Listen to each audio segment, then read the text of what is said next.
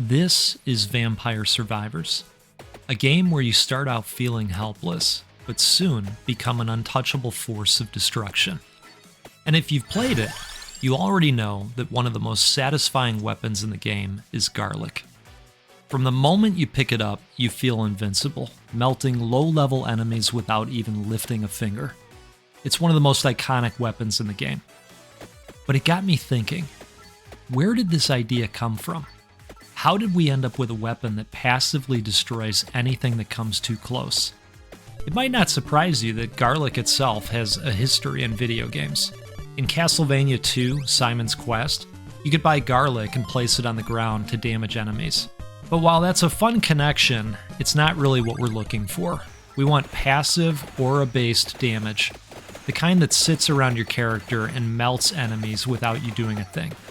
If you were around for the arcade scene in the early 90s, you might remember Smash TV, a top-down, twin-stick shooter with absolute chaos on the screen at all times. But it had something really interesting. A power-up that gave you floating blades that would spin around your character, destroying anything that touched them. Sound familiar? This was one of the first real passive defensive auras in gaming. You didn't need to press a button, aim, or fire. It just worked, keeping enemies at bay while you focused on dodging bullets. Now let's rewind a couple of years to Mega Man 2 on the NES. One of the most memorable weapons in the game was the Leaf Shield, obtained after defeating Woodman. When activated, a ring of leaves surrounded Mega Man, blocking incoming projectiles and damaging enemies on contact. And while it wasn't completely passive because it required a button press to activate it, it was a major step toward automatic, aura-based protection. If you stood still, the shield would continue to revolve around the player, waiting for enemies to run into it. But the moment you moved left or right, the leaves would launch in that direction. It wasn't perfect, but the idea was there, an offensive and defensive shield that let you focus on movement while it did the work for you. Then came the RPGs. And when it comes to passive, aura-based attacks, few games did it better than Diablo 2. The Paladin class had several auras that worked exactly like garlic.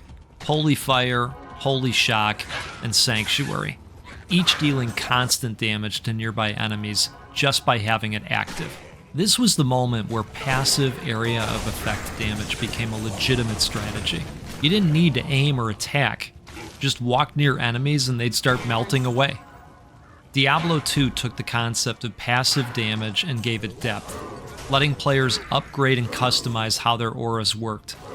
And then Path of Exile cranked things up a notch further with Righteous Fire, an ability that burned everything around you at the cost of your own health.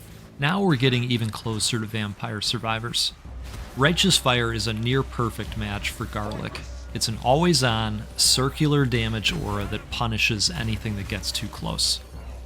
Games started taking the concept in new directions. Borderlands had Nova shields, which exploded and dealt damage when depleted. Warframe had Ember's fire aura, which constantly burned enemies. All of these were evolutions of the same core idea, damage that happens automatically, rewarding good positioning instead of precise aiming. And that brings us full circle back to Vampire Survivors. Garlic isn't just a fun little weapon. It's the culmination of decades of game design, taking elements from arcade shooters, RPGs, MOBAs, and action games to create the ultimate passive power fantasy.